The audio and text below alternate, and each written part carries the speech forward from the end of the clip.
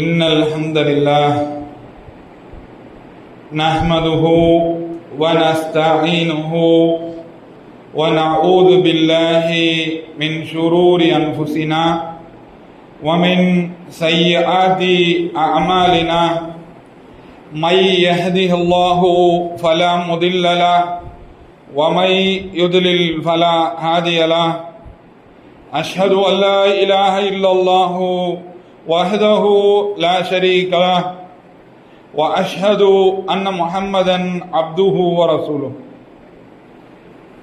يا أيها الناس اتقوا ربكم الذي خلقكم من نفس واحدة وخلق منها زوجها وبث منهما رجالا كثيرا ونساء واتقوا الله الذي تساءلون به والأرحام إن الله كان عليكم رقيبا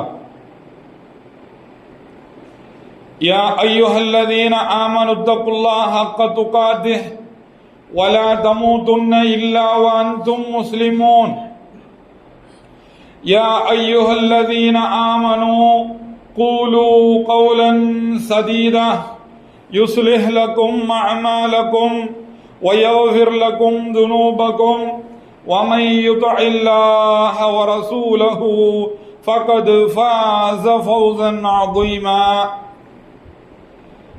فإن أصدق الحديث كتاب الله وأحسن الهدي هدي محمد نبي صلى الله عليه وسلم وشر الأمور محدثاتها وكل محدثة بدعة وكل بدعة ضلالة وكل ضلالة في النار أوصيكم إياي وإياكم بتقوى الله اتقوا الله حق تقاته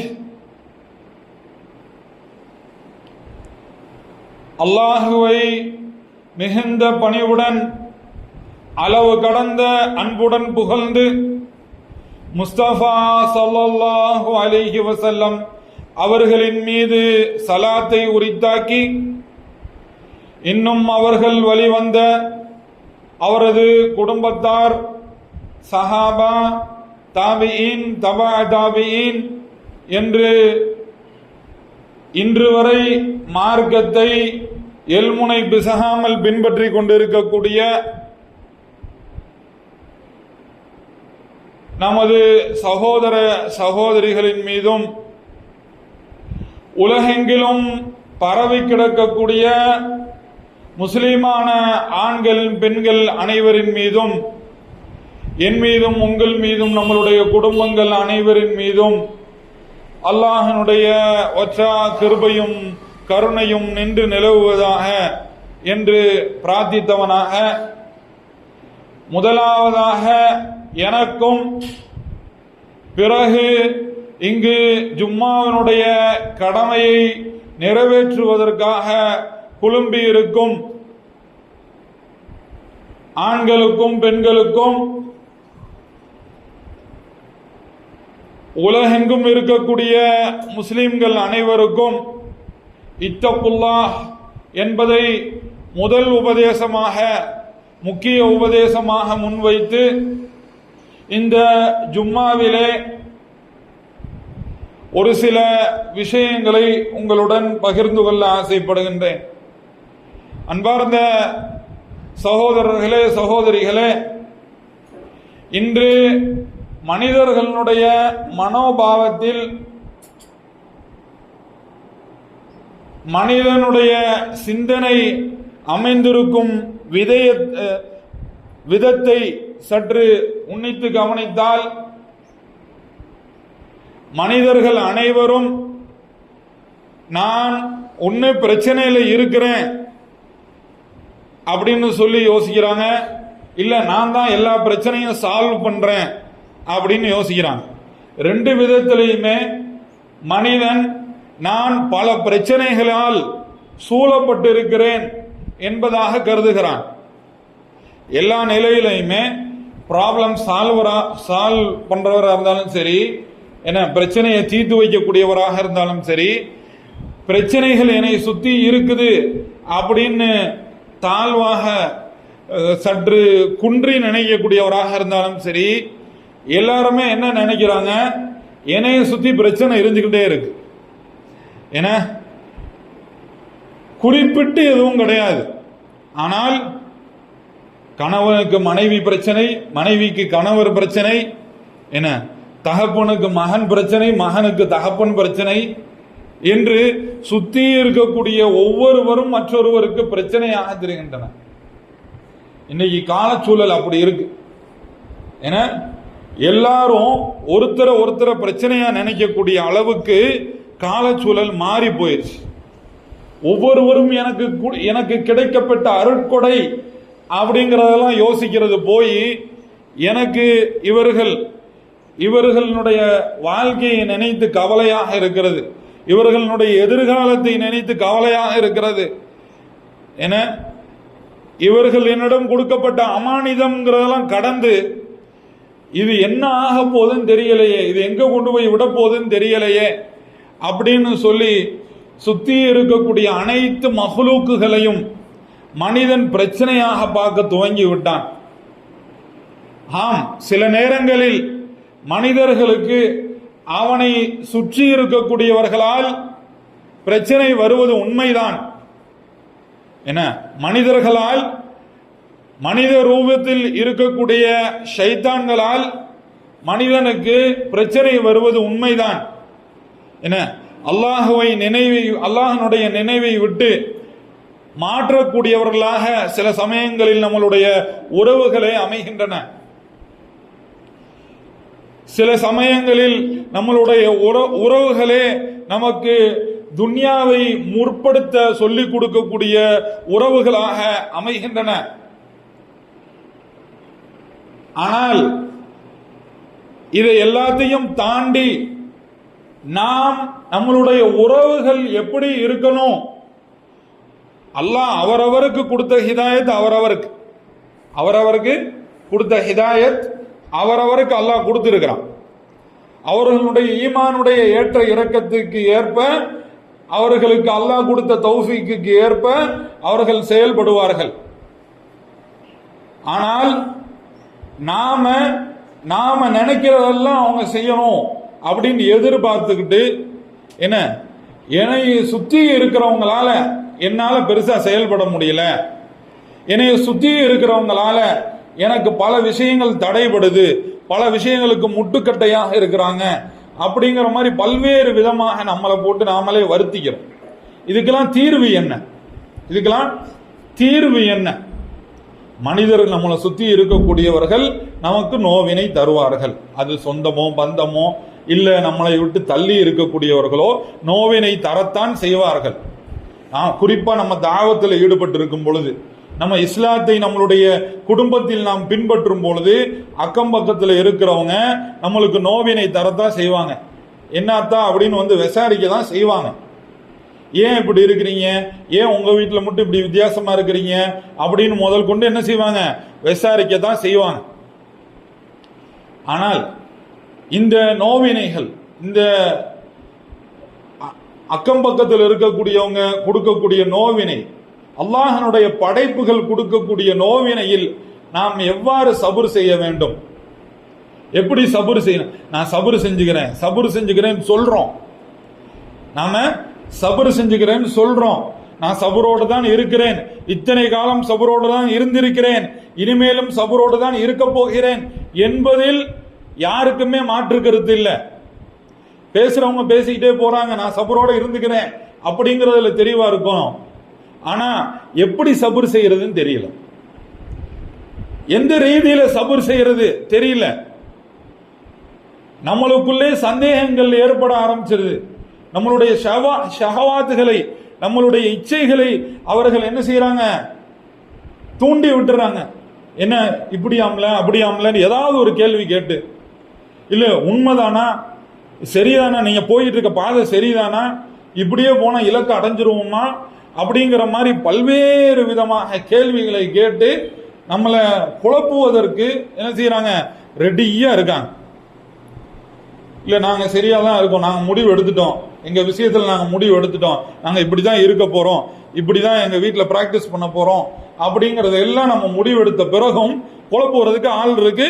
அந்த குழப்பம் நம்மளை பாதிக்குதோ இல்லையோ நம்ம மனசில் போய் உட்காந்துருது.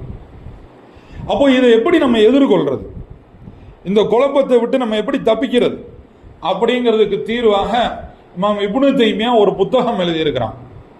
இமாம் இப்னு தைமியா ஒரு புத்தகம் எழுதியிருக்கிறாங்க.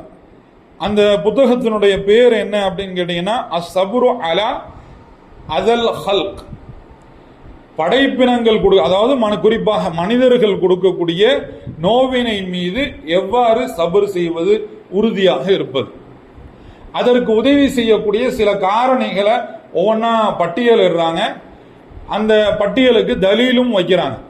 அந்த தலீல்களுக்குள்ளெல்லாம் நம்ம போகாம டீட்டெயிலா ஒவ்வொன்றா பேசாம நம்ம அந்த காரணிகள் என்னென்ன அப்படிங்கறத மட்டும் இந்த குத்பால எடுத்து வைக்கிறோம்.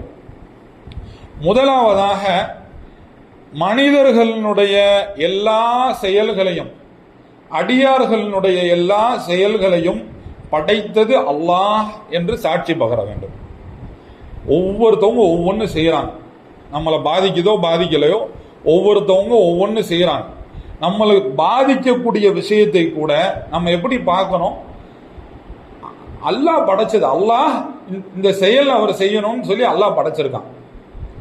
அல்லாஹ் நாடாம இது நடக்கல, அல்லாஹ் நாடாம இது நடக்கல. அல்லாஹ் ஏதோ ஒரு நலவுக்காக வேண்டி, இவர் மூலியமாக என்னை சோதித்து என்னுடைய ஈமானை உறுதிப்படுத்துவதற்காக வேண்டியோ, இல்ல இவரை பற்றி நான் அறிந்து கொள்வதற்காகவோ, ஏதோ ஒரு காரணத்திற்காக அல்லாஹ் சுப்ஹானஹு வ தஆலா இந்த செயலை அவர் மூலியமாக நிகழ்த்தி காமித்திருக்கிறார். இந்த செயலை படைத்தது அல்லாஹ். இவர் பாவம், இந்த மனிதர், அல்லாஹ் இந்த செயலை படைத்திருக்கிறான் என அதை நான் உண்மையாக நம்புகிறேன். அல்லாஹ் இந்த செயலை படைத்திருக்கிறான் என்பதை உண்மையாக நம்புகிறேன். இவர் மூலியமா எனக்கு நோவினை வந்தாலும் என்ன, அல்லாஹ் இந்த செயலை படைச்சிருக்கான், இந்த செயல் நடக்கணும்னு அல்லாஹ் விதிச்சிருக்கிறான். அதனால நான் தளராமல் அல்லாஹ்வின் மீது பொறுப்பு சாட்டி விட்டு சபுர் செய்வேன். இரண்டாவது, இந்த சாட்டப்பட்ட நபர் என் மீது குறிப்பாக சாட்டப்பட்டு இருக்கிறார். என்ன காரணம் அப்படின்னு சொன்னா, ஏதோ ஒரு பாவத்தின் காரணமாக, நான் செய்த ஏதோ ஒரு பாவத்தின் காரணமாக அந்த நபர் என் மீது சாட்டப்பட்டு இருக்கிறார். ஏதோ ஒரு பாவத்தின் காரணமாக அந்த நபர் என் மீது சாட்டப்பட்டு இருக்கிறார். பாவம்ங்கிறது ஒரு மானக்கேடான விஷயமா தான் இருக்கணும் அப்படிங்கிற அவசியம் இல்லை. அவரவருடைய தகுதிக்கு ஏற்ப ஒரு வாஜிபான விஷயத்தை செய்யாது இருப்பது, அல்லது ஒரு நன்மையில் குறை வைப்பது, ஒரு நன்மை செய்வதை விட்டு விட்டு அதில் குறை வைப்பது, அதுவும் கூட பாவமாகும்.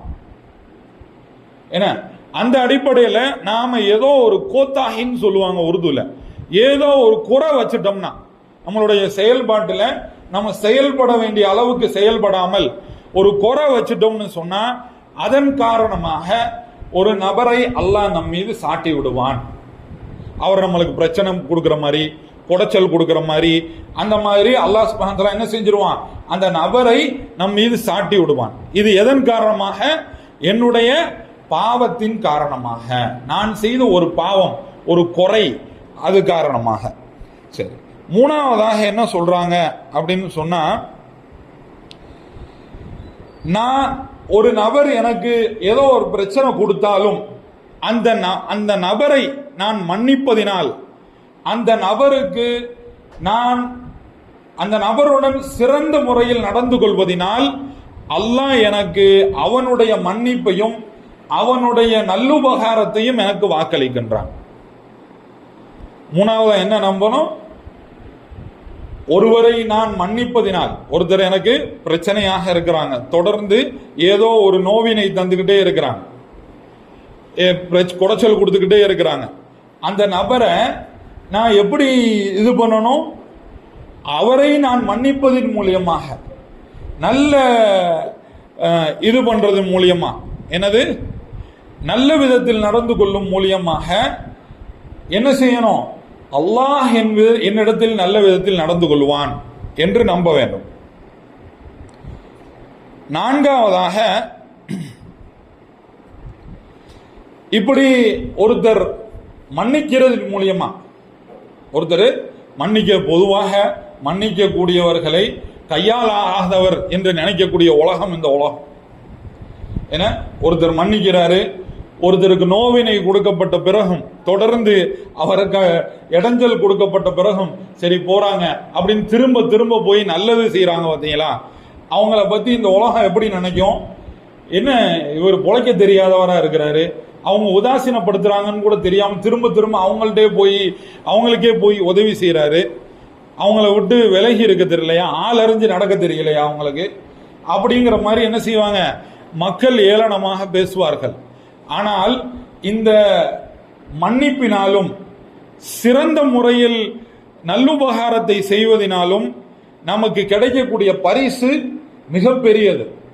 அது என்ன பரிசு அப்படின்னு சொன்னா, சலாமத்துல் கல்ப் லி இஹ்வானிஹி, எனது அமைதியான உள்ளம், என்ன நிம்மதியான மனசு, மனசுல எந்த ஒரு பாரமும் இல்லாம, யாரை பத்தின எந்த ஒரு இதுவும் இல்லாம, கசடுன்னு சொல்லுவாங்க இல்லையா மனசுல, கில், அந்த கில் இல்லாம என்ன இருக்கும், மனசு அமைதியானதாக நிம்மதியானதாக இருக்கும், சுத்தமா இருக்கும். மனசு என்ன இருக்கும், சுத்தமா இருக்கும். ஒருத்தரை மன்னிச்சிட்டோம், ஒருத்தர் செஞ்சதை பெருசா எடுத்துக்கிறாம அவர் கூட நட்பு பாராட்டுறோம் அப்படின்னு சொன்னா என்ன இருக்கும், மனசு சுத்தமா இருக்கும்.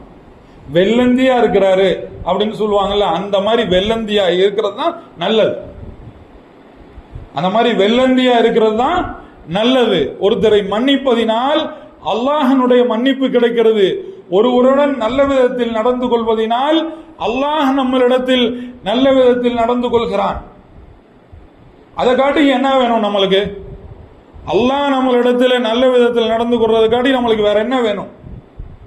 அதற்காக வெள்ளந்தியாக இருப்பது தப்பே இல்லை. யார் ஊர் உலகம் என்ன வேணாலும் சொல்லிட்டு போட்டோம், இவங்க வெள்ளந்தியா இருக்காங்க, பொழைக்க தெரியாம இருக்கிறாங்க அப்படின்னு சொல்லி என்ன வேணாலும் சொல்லிட்டு போட்டோம்.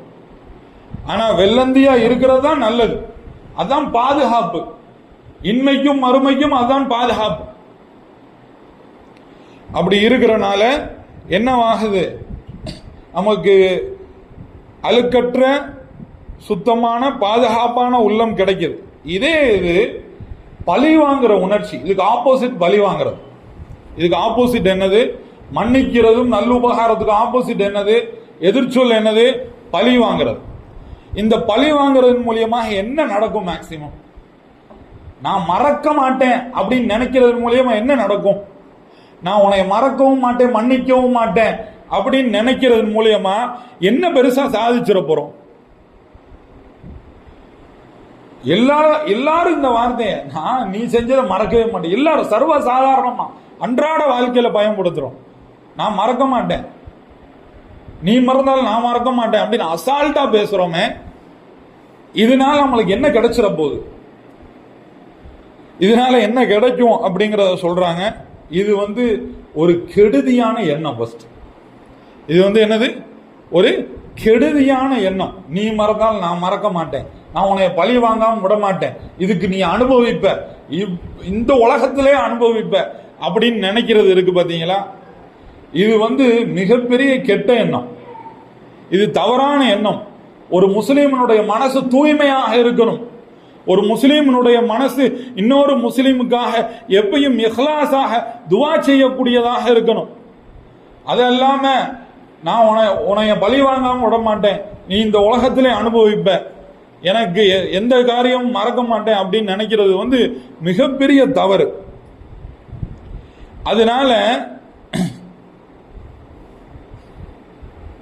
மன்னிப்பினுடைய பயனை இழந்து விடுகிறோம். அதனால என்ன செய்யணும்? மன்னிக்கிறது மூலியமா கிடைக்கக்கூடிய பலன்களை எல்லாம் இழந்து விடுகிறோம். மன்னிப்புனால பலன்கள் பல மடங்கு. என அவர்களுடைய நட்பு இவ்வுலகத்திலையும் மனிதர்களுடைய நட்பு எல்லாரும் நம்மள்ட்ட பழகுவாங்க, ஈஸியா அப்ரோச்சபிளா இருப்போம். எல்லாரும் நம்ம மன்னிக்கிறோம்னு வச்சுங்க, எல்லாத்தையும் யாரு செய்யறதையும் பெருசா எடுத்துக்கிறல அப்படின்னா இந்த உலகத்துல என்ன நடக்கும்? எல்லாரும் நம்மள்ட்ட ரொம்ப சர்வசாதாரணமா வந்து போய் இருப்பாங்க, ஒரு பிரச்சனையும் வராது. யாருக்கும் இவரு எதையும் பெருசா ஞாபகம் வச்சுக்கிற மாட்டாரு, இவர் என்ன செய்ய மாட்டாரு, பெருசா எதையும் பெருசா எடுத்துக்கிற மாட்டாரு அப்படின்னு சொல்லிட்டு நாம எல்லாருக்கும் அப்ரோச்சபிளா ஃபீஸபிளா இருப்போம். ஏன்னா அணுகக்கூடிய அளவுக்கு நம்ம இருப்போம். அதனால மக்கள் என்ன செய்வாங்க, நம்மளிடத்துல வந்து போய் இருப்பாங்க. நம்மளுக்கு மக்களில் நல்லோர்களுடைய துவா கிடைக்கும், கெட்டவர்களும் சேர்ந்து நம்மளுக்கு துவா செய்வாங்க. அந்த மனுஷன் ஒரு பாவமும் அறியாதவனப்பா, எந்த பிரச்சனைக்கும் போக மாட்டாரு அப்படின்னு சொல்லி நல்லவர்கள் கெட்டவர்கள் அனைவரும் சேர்ந்து துவா செய்வாங்க. இன்மை மறுமை அனைத்து பலன்களையும் நம்மளுக்கு எது ஈட்டு தரும்? மன்னிப்புங்கிறது ஈட்டு தரும். ஆனால் பழிவாங்குதல் என்பது கெட்ட எண்ணமே தவிர வேற எதுவுமே இல்லை. அதுக்கு மேல அதுல ஒண்ணுமே இல்லை. பழி வாங்குறதுல கெட்ட எண்ணங்கிறத தவிர வேற எதுவுமே இல்லை. ஐந்தாவதாக, இந்த பழிவாங்குதல் என்பதில் இழிவு தான் இருக்கிறது. பழி வாங்குறதுங்கிறது என்னது? என்ன எதுக்கெடுத்தாலும் இந்த மனுஷன் சண்டைக்கு வராரு, நீ அன்னைக்கு சொன்னேல அப்படின்னு ஞாபகப்படுத்தி ஒருத்தர் பேசுறாருன்னு வைங்க, நீ அன்னைக்கு செஞ்சதை நான் மறக்கல, இன்னும் ஞாபகம் வச்சிருக்கேன், எனக்கு மனசே ஆறல அப்படின்னு சொல்லி ஒரு மனுஷன் திரும்ப திரும்ப அந்த எண்ணத்திலே இருக்கிறாருன்னு வச்சுங்க, அந்த எண்ணத்தை சொல்லி சொல்லி காமிக்கிறாருன்னு வச்சுங்க அந்த குறிப்பிட்ட நபர்கிட்ட. அப்போ அந்த நபர் என்ன நினைப்பாரு? இப்படி இருப்பாருன்னு நினைக்கவே இல்லை, இந்த மனுஷன் இப்படி இருப்பாருன்னு நான் கொஞ்சம் கூட எதிர்பார்க்கவே இல்லை. என்ன, நாம யார் நம்மளை கண்ணியமாக பார்த்தார்களோ அவர் கூட இழிவாக பார்க்கக்கூடிய அளவுக்கு இது இந்த பழிவாங்கும் எண்ணம் ரொம்ப மோசமான எண்ணம். ஏன்னா அதனால அது நமக்கு ஒருபோதும் மரியாதையோ கண்ணியத்தையோ நம்ம பலத்தையோ யாருக்கும் தெரிவிக்க போறது இல்லை. பழிவாங்கும் எண்ணம் இருக்குதே, ஒருத்தர் நமக்கு நோவினை செய்ததுக்காக திரும்பவும் அவருக்கு நோவினை செய்யும் அந்த பாங்கு இருக்குதே, அது என்னது, இவனுக்கு இப்படி செஞ்சாதாங்க தெரியும் அப்படிங்கிற மாதிரியாக நம்ம செய்யறோம். பார்த்தீங்களா, இவனுக்கெல்லாம் இப்படி பாடம் புகுத்தினாதான் நாளை பின்ன நம்ம வம்புக்கு வரமாட்டான் அப்படின்னு சொல்லி நம்ம செய்யறது இருக்கு. பார்த்தீங்களா, அது நமக்கு மரியாதையாக நம்மை வைத்திருந்தவரை கூட என்ன செஞ்சிரும், இந்த மனுஷன் நான் இப்படி எதிர்பார்க்கவே இல்லை, இந்த மனுஷன் இப்படி நடந்துக்கிட்டாரு அப்படின்னு சொல்லி நம்மளுடைய மரியாதை என்ன செஞ்சிரும், குறைச்சிரும். அல்லாஹ்விடத்துல நம்மளுடைய மரியாதை குறைஞ்சிரும். நான் மன்னிக்க சொல்லி கட்டளை எடுக்கிறேன், மன்னிப்பை சிறந்ததாக ஆக்கி வைத்திருக்கிறேன். இந்த நபர் என்னிடமிருந்து மன்னிப்பை எதிர்பார்க்காமல், மனிதர்களை நீங்கள் மன்னித்தால் அல்லாஹ் உங்களை மன்னிக்கிறான் என்று சொல்லப்பட்ட அந்த விஷயத்துல பேணுதலாக இல்லாமல் இந்த நபர் அங்கேயே பழி தீர்த்துக்கிட்டாரு, அங்கேயே என்ன செஞ்சுக்கிட்டாரு, தன்னுடைய மரியாதையை குறைத்து கொண்டாருங்கிற ரீதியில அது அமைந்துவிடும். மன்னிப்பு என்பது இவ்வுலகத்திலும் மறு உலகத்திலும் கண்ணியத்தை ஏற்படுத்தி தரும்.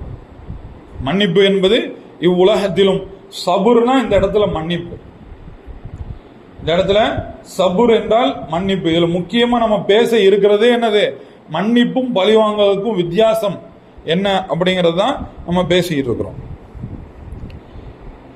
இப்படி எண்ணற்ற பயன்கள் சபுர் செய்வது, இப்படியெல்லாம் யோசிச்சு நம்ம சபுர் செய்யணும். எனது நான் யாரும் பழி வாங்குறதுனால எனக்கு எதுவும் நடந்துட போறதில்லை, நான் மன்னித்தால் அல்லாஹ் என்னை மன்னிக்க இருக்கிறான் என மனிதர்களுடைய செயல்கள் அனைத்தும் அல்லாஹ் படைத்தது, அதற்கு கூலியும் அல்லாஹ்வே கொடுக்க இருக்கிறான் அப்படிங்கிற போன்ற எண்ணங்களை விதைத்து சபுர் செய்யணும்.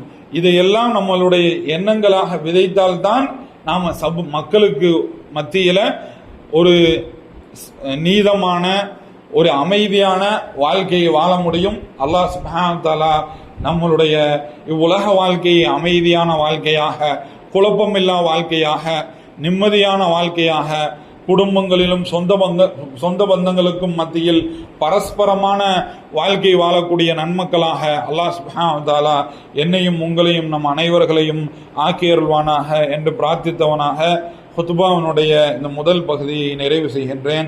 வாஹிர் தவானா அல்ஹம்துலில்லாஹி ரப்பில் ஆலமீன்.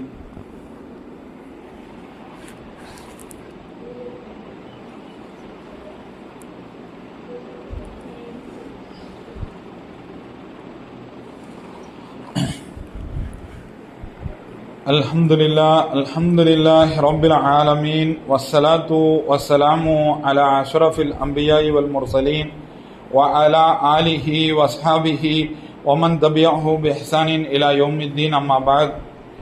பார்ந்த சகோதரர்களே சகோதரிகளே, நாம் முதல் குத்துபாவில் சொன்ன மாதிரி அல்லாமா இப்னு தைமியா ரஹ்மத்துல்லாஹி அலைஹி அவர்களுடைய புத்தகத்தினுடைய சாரமாக நாம் 5 முக்கியமான படிப்பினைகளை பார்த்தோம். அதை தொடர்ந்து அடுத்து ஒரு சில படிப்பினைகளை பார்த்து இந்த ஹுதுபாவை முடித்துக் கொள்வோம். இதில் பார்த்தீங்கன்னு சொன்னால் 6வதாக அல் ஜஸாஉ மின் ஜின்சில் அமல். இது ஒரு உசூல், இது ஒரு அடிப்படை. என்ன அடிப்படை, என்ன காயிதா, என்ன ரூல்ஸ் இது அப்படின்னு சொன்னால், ஒருவர் என்ன விதைக்கிறாரோ அதையே அறுவடை செய்வார். ஒருவர் என்ன விதைக்கிறாரோ அவர் அதையே அறுவடை செய்வார். நல்லது விதைச்சா நல்லது அறுவடை செய்வார், கெட்டது விதைச்சா கெட்டது அறுவடை செய்வார். அதனால நாம என்ன செய்யறோம் தான் பார்க்கணும். மற்றவங்க நமக்கு என்ன செஞ்சுக்கிட்டு இருக்காங்க அப்படிங்கிறதே ஆராயக்கூடாது. மற்றவங்க என்னமும் செஞ்சுட்டு போறாங்க, அவங்களுடைய அமல் அவங்களுக்கு, அல்லாஹ் அவங்களுக்கு நல்ல புத்தியை தரட்டும், அவங்களுக்காக துவா செய்யணும், அவங்களுக்காக துவா செய்யணும். நம்ம பல இடங்கள்ல சொல்லியிருக்கோம். என்னது, ஹசன் அல் பஸ்ரி அவங்க தனக்கு அநியாயம் விளைத்தவருக்காக செய்த துவாவை பார்த்து விட்டு பக்கத்துல இருந்தவர் சொன்னாராம், நீங்க செய்யற துவாவை பார்த்தா உங்களுக்கு நானே அநியாயம் இழைக்கணும் போல இருக்குங்க அப்படின்னு. நீங்க செய்யற துவாவை பார்த்தா உங்களுக்கு நானே அநியாயம் இழைக்கணும் போல இருக்குது. அவ்வளவு துவா செய்றீங்க உங்களுக்கு அநியாயம் இழைத்தவருக்காக. எதுக்கு இவ்வளவு துவா செய்றீங்க அந்த ஆளுக்காக? ஏன்னா அல்லாஹ் வஅஃபு வஸ்ஃபஹூன்னு சொல்லி இருக்கிறான், அல்லாஹ் மன்னியுங்கள்னு சொல்லி இருக்கிறான். அதனால நான் அவங்களுக்காக துவா செய்றேன் அப்படின்னா. ஏன்னா அந்த மாதிரி நாம மன்னிப்பை விதைத்தால் நமக்கு மன்னிப்பு கிடைக்கும். நாம அவர்களுக்காக ஹிதாயத்துக்காகவும் ரஹமத்துக்காகவும் துவா செய்தால் நமக்கும் என்னது, ஹிதாயத்தும் ரஹமத்தும் கிடைக்கும். அதனால நம்மளுடைய அமல்கள் எப்பொழுதுமே நல்லதாக இருக்க வேண்டும். ஏன்னா அவங்கள முதல்ல நல்லா நடக்க சொல்லுங்க, அதுக்கப்புறம் நான் நல்லா நடக்கிறேன், இந்த மாதிரி எல்லாம் பேசக்கூடாது. இதெல்லாம் தப்பு, இதெல்லாம் தப்பு. பிறர் எப்படி நடந்துட்டு போறாங்க அது அவர்களுக்கும் அல்லாஹ்வுக்கும் உரியது. அவர்கள் திரிந்தினால் அல்லாஹ் அவர்களுக்கு கூலி தருவான். ஆனால் என்னுடைய அமல்களுக்கு நான் அல்லாஹ்ட்ட பதில் சொல்லணும். அல்லாஹ் நேரடியா என்கிட்ட கேள்வி கேட்பான். அவர்களுடைய அமலை பத்தி அல்லாஹ் என்னிடம் கேட்க மாட்டான். உன்னைய சுத்தி இருக்கிறவங்க இன்னார் உனக்கு கண்ணு முன்னாடியே உனக்கு அநியாயம் விளைச்சாங்க, அவங்க ஏன் திருத்திக்கிறல அப்படின்னு அல்லாஹ் நம்மளை கேட்பான். நான் கேட்க மாட்டான். அவங்க ஏன் திருத்திக்கிறல அப்படின்னு சொல்லி அல்லாஹ் நம்மளை கேட்கவே மாட்டான். ஆனா அவங்கள மன்னிச்சியான்னு நம்மளை கேட்பான். அவங்க நோவினை செஞ்சாங்களே, அவங்க திருந்தினாங்களான்னு அல்லாஹ் நம்மள்ட்ட கேட்கவே மாட்டான். நம்மளுக்கும் அதுக்கு சம்பந்தமே இல்லை. அவங்க ஏன் மாற மாட்டாங்க அப்படின்னு நம்ம கொஸ்டின் பண்றோமே, அந்த கொஸ்டின் தவறு. நம்ம என்ன நம்மளுக்கு கேட்கப்படுற கொஸ்டினுக்கு நம்ம தயாராகணும். என்னது, நீ மன்னிச்சியா, அப்படி அநியாயம் செஞ்சவரை நீ மன்னிச்சியா அப்படின்னு அல்லாஹ் கேட்பான். அதுக்கு நம்ம பதில் சொல்லி ஆக வேண்டியது இருக்குது. நீ நல்லது செஞ்சியா, அவர் எனக்கு நோவினை செஞ்சாரு, நீ என்ன செஞ்ச? நம்மளை பற்றி தான் அல்லாஹ் நம்மளிடத்தில் கேள்வி கேட்பான் முதல்ல. அதுக்கப்புறம் தான் மற்றவங்களை பத்தி என்ன கேட்பான் அல்லாஹ்? நீ அவங்களுக்கு நல்லது செஞ்சியான்னு தான் கேட்பான். நீ அவங்களுக்கு அழைப்பு கொடுத்தியான்னு தான் கேட்பான். நீ அவங்களுக்கு மார்க்கம் போதிச்சியான்னு தான் அல்லாஹ் கேட்பானே தவிர்த்து அவங்க உனக்கு என்ன செஞ்சாங்க அப்படின்னு ரெசிப்ரோக்கலா கேட்கவே மாட்டான் அல்லாஹ்.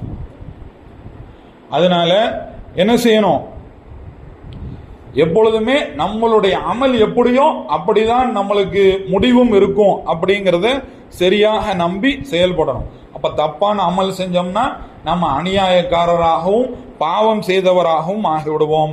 அதே இது மன்னிக்கக்கூடியவராக இருந்தால் அல்லாஹ்வுடைய மன்னிப்பு நமக்கு கிடைக்கும். 7வதாக, நாம பழி வாங்குறதுலையும் போட்டி போடுறதுலையும் ஈடுபட்டு இருந்தோம்னா, பழி வாங்குறதுனுடைய இன்னொரு அம்சம் தான் போட்டி போடுறது.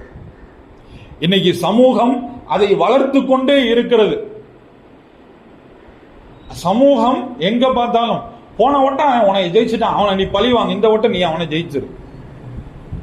போன வட்டம் உன் மார்க் அவனை காட்டியும் 10 குறைஞ்சு போச்சு, இந்த வட்டம் நீ அவனை காட்டி 20 மார்க் கூட எடுக்கணும். இந்த போட்டியில் தான் உலகம் இருக்கிறது. போன வட்டம் அவனுக்கு ப்ரொமோஷன் கொடுத்துட்டாங்க, இந்த வட்டம் உனக்கு ப்ரொமோஷன் கொடுக்காட்டி நீ உண்டு இல்லைன்னு ஆக்கிடணும் அப்படின்னு சொல்லி போட்டியை ஊக்குவித்து பழிக்கு பழி வாங்கும் உணர்ச்சி ஊட்டி விட்டுட்டு மனித நேயம் அப்படின்னு சொல்லி இன்னொரு பக்கம் ஏமாத்திக்கிட்டு இருக்கிறாங்க. போட்டியை தூண்டக்கூடியவர்கள் போட்டியை தூண்டுவதை நிறுத்தினால் மட்டுமே மனித நேயம் தலைக்கும், இல்லாட்டி மனித நேயம் தலைக்காது. போட்டி பொறாமை இருக்கக்கூடிய இடத்தில் மனித நேயம் இருக்காது. அப்புறம் மனித நேயம்னு எப்படி பேச முடியுது? போட்டியும் பொறாமையும் உண்டு பண்ணிட்டு அதே இடத்துல உட்கார்ந்து எப்படி மனித நேயம் பேச முடியுது? நஊது பில்லாஹி மின் தாலிக். அதனால என்ன செய்யக்கூடாது? பழிவாங்கும் உணர்ச்சியோ போட்டி போடும் மனப்பான்மையோ நம்மளிடத்தில் இருக்கக்கூடாது. இதனால ஏற்படும் விளைவு என்னது? கால விரயம். நம்மளுடைய ஆயுசுல பாதி போட்டி போடுறதுல போயிருது. நம்மளுடைய ஆயுசுல பாதி போட்டி போடுறதுல போயிருது, மீதி தோத்து போனதை பத்தி கவலைப்படுறதுல போயிருது. அல்லாஹ் பாதுகாக்கும். இப்படி போட்டி பொறாமை உள்ள உலகத்துல நாம போட்டி பொறாமைக்காகவே வாழ்ந்துகிட்டு இருந்தோம்னு சொன்னா என்னவாகும்? நம்மளுடைய கால நேரம் வீணடையும். மனிதர்களுக்கு மத்தியில் விரிசல் ஏற்படும். உள்ளங்களுக்கு மத்தியில் என்ன ஆகும்? விரிசல் ஏற்படும். என்ன, அவன் உன் ஃப்ரெண்டே இல்லை, அவன் உன்னை ஏமாத்திட்டு படிச்சுட்டாங்கிறதுல சின்ன பிள்ளையில ஆரம்பிச்சு என்ன, ஒருத்தர் அல்லாஹ் அவருக்கு கொடுத்த வசதியினால் அவர் ஏற்படுத்தி கொண்ட வசதி வாய்ப்பு வரையும் எல்லாத்தையும் போட்டியாகவும் பொறாமையாகவும் இந்த உலகம் பார்க்குது. அவன் உன் கூடயே தான் இருந்தான், வீடு வாங்கிட்டான், உன் கூடயே தான் இருந்தான், கார் வாங்கிட்டான், உன் கூடயே தான் பேசிக்கிட்டே இருக்கான், ஆனா அவன் சாதிச்சுட்டு போய்கிட்டே இருக்கான் அப்படின்னு போட்டியும் பொறாமையும். அவங்க வீட்டில் இருக்கிறது உன் வீட்டில் இல்லை, அவங்க வீட்டில் அப்கிரேடட் வெர்ஷன் வாங்கிட்டாங்க, நம்ம இன்னும் வாங்கல, அவங்களுக்கு 2 கிடைச்சிருச்சு, எனக்கு 1 தான் கிடைச்சிருக்கு அப்படின்னு இந்த மாதிரி பல்வேறு விதமான போட்டி. அவங்களுக்கு மட்டும் வாங்கி கொடுத்தீங்க, எனக்கு வாங்கி கொடுக்கல அப்படின்னு சொல்லி சாக்லேட் ஆரம்பிச்சு மொபைல் போன்ல இருந்து எல்லா பொருட்கள்லையும் இந்த போட்டி இருக்குது. நஊது பில்லாஹி மின் தாலிக். ஏன்னா அதே மாதிரி என்னது, ஒருத்தருக்கு ஒருத்தர் சீர்திருத்தி கொள்ள மனப்பான்மையே போயிடும்.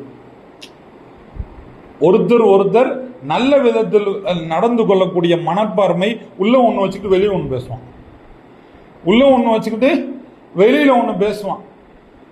வெளியில வெளிப்படையா மட்டும் சிரிக்கக்கூடிய மனப்பான்மை எப்போ வரும்? வெளிப்படையா மட்டும் சலாம் சொல்லக்கூடிய மனப்பான்மை எப்போ வரும் அப்படின்னு சொன்னா இந்த போட்டி பொறாமை இருந்தா வரும், பழிவாங்கும் உணர்ச்சி இருந்தா வரும். ஏன்னா அதனால இத்தகைய விஷயங்களை விட்டு அல்லாஹ் சுப்ஹானஹு வ தஆலா நம்மை பாதுகாக்க வேண்டும். இதில் கிட்டத்தட்ட 20 படிப்பினைகள் சொல்லியிருக்காங்க. நம்ம வெறும் 8 படிப்பினை தான் முடிச்சிருக்கோம். அல்லாஹ் சுப்ஹானஹு வ தஆலா நம்மவர்களை, நம்மளுடைய வாழ்க்கையை எல்லோரை போன்றும் வாழாமல் இஸ்லாத்தின் அடிப்படையில் வாழக்கூடிய நன்மக்களாக, இஸ்லாமிய ஒழுங்குகளையும் இஸ்லாமிய ஈமானிய பாடங்களையும் படித்து செம்மையாக வாழ்ந்து மரணிக்கக்கூடிய நன்மக்களாக, வாழும் போதும் இஸ்லாம் மரணிக்கும் போதும் இஸ்லாமாக வாழ்ந்து மரணிக்கக்கூடிய நன்மக்களாக என்னையும் உங்களையும் நம்மளுடைய குடும்பங்களையும் இந்த முஸ்லிம் சமூகத்தையும் ஆக்கிடுவானாக என்று சொல்லி இந்த ஹுத்பாவை நிறைவு செய்கின்றேன். வாஹிர் தாவானா அல்ஹம்துலில்லாஹி ரப்பில் ஆலமீன். அகீமுஸ் ஸலாத்.